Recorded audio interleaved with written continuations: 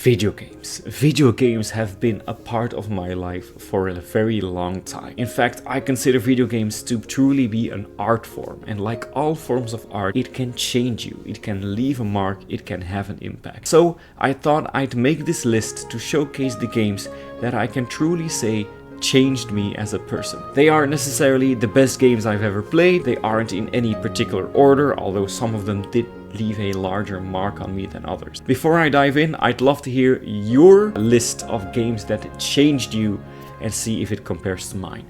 Join me. First up, we have Pokémon Gold and Silver. In my case, Silver. This game to me is the essence of childhood. Pokémon Red and Blue was already present in our household just as it had captured the world. We loved the anime, we knew all the classic 150 by heart. We played the game, we sort of shared the cartridge for Blue and Red on our Game Boy. And I played Pokémon Red and I was enraptured by it. The sheer joy of exploring this world, finding these creatures, finding new things every time you played it.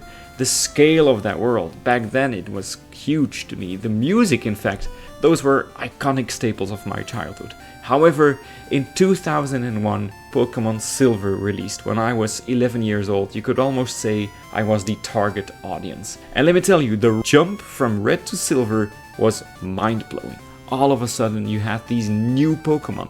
You had day and night cycles, you had timed events. The world was huge, and when you thought you were done, suddenly you could return to the world from the first game, to Kanto. That was crazy. This video game was a central fixture in my life as a teenager. I returned to Johto time and again just for the atmosphere, the music, the thrill of finding new things even deep into the game. You must understand that our collection of games wasn't large, so I had nothing to compare Pokemon to at the time. I didn't know about the JRPGs that many of the Pokemon mechanics are based on.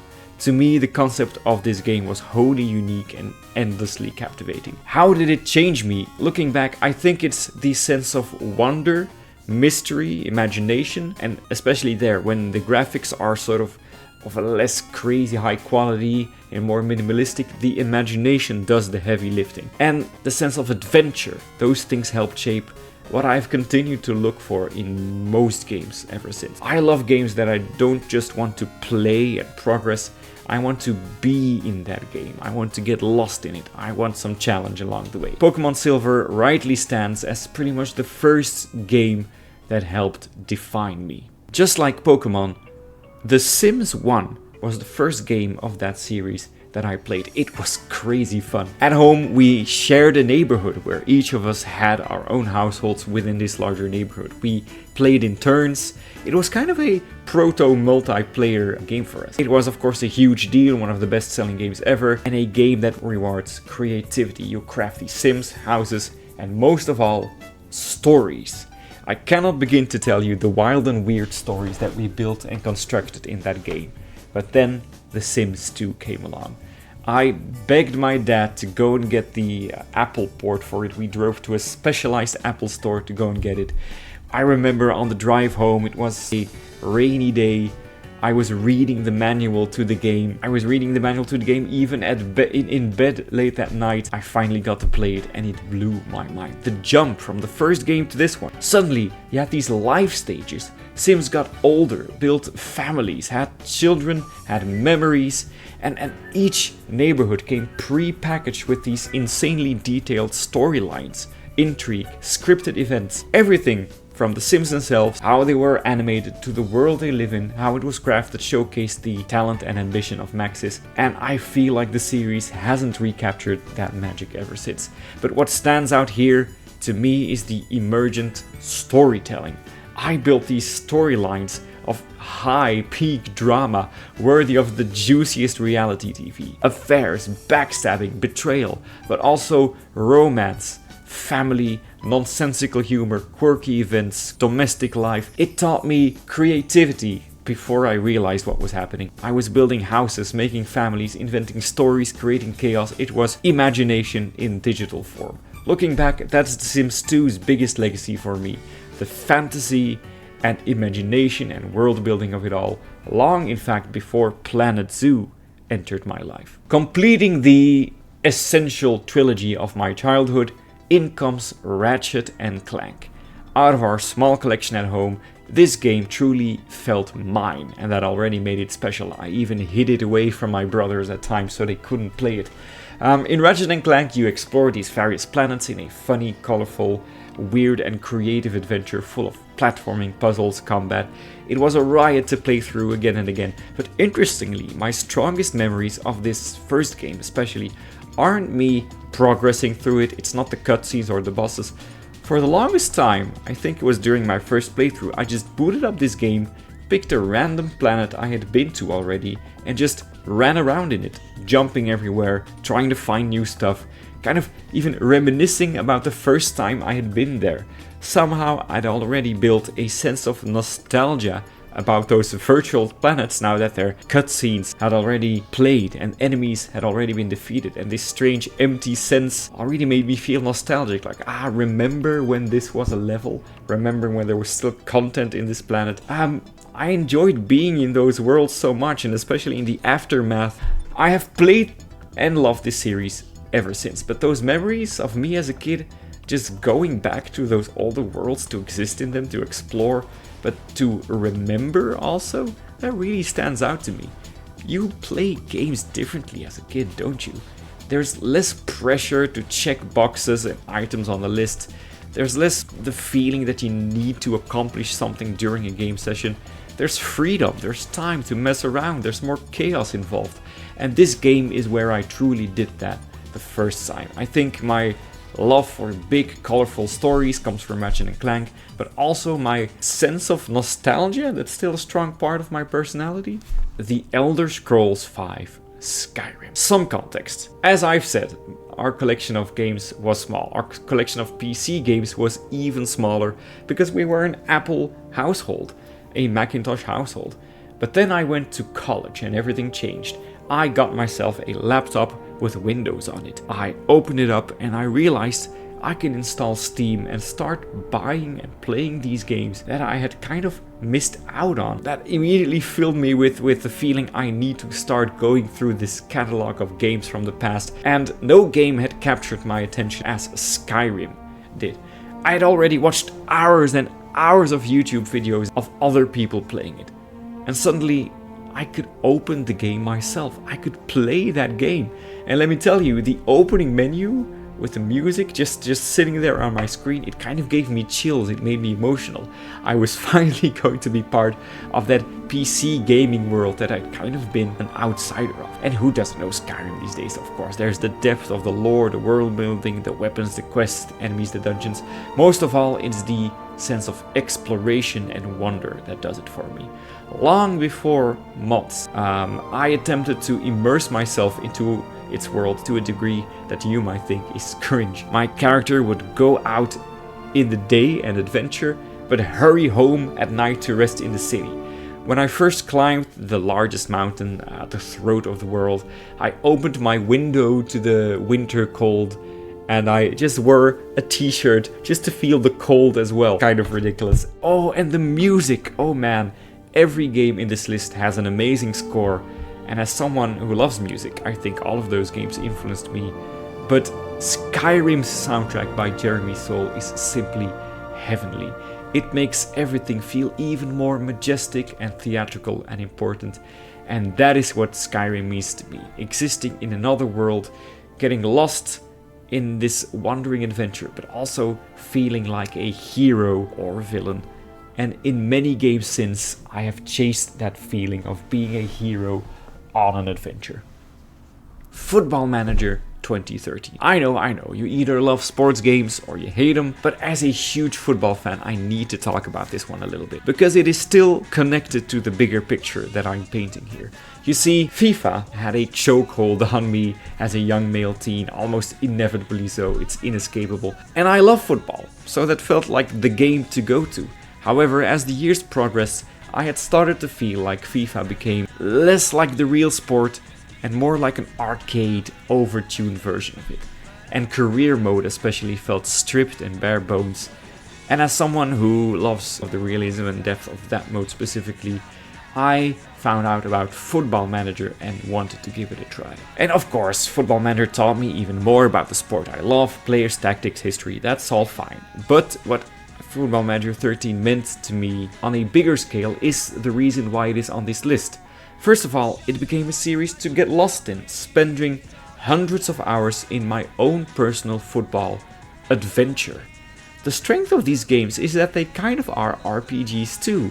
You play the role of a manager, you craft your own story through triumphs, defeats. These narratives emerge naturally from gameplay. You get rival clubs, youth players that score decisive goals, final losses that haunt you, tactical decisions that backfire or bring success. That is where FM and me found common ground. Stories that come from gameplay that are unique to you, that feel real and get you celebrating and mourning like they happened for real. And the series hasn't left my life since. This one is different. Planet Zoo. Here it is not just about what I did in the game, it's what I did with the game. It's what the game made me do. Planet Zoo really spilled out in real life. My love of wildlife long preceded Planet Zoo. Don't get me wrong. I've always been a fan of zoos, I've always been interested in their design. Hell, I played Zoo Tycoon back in the day and I loved it, so Planet Zoo isn't responsible for that. And you can sense from my time with The Sims that I liked building things, creating stories and worlds.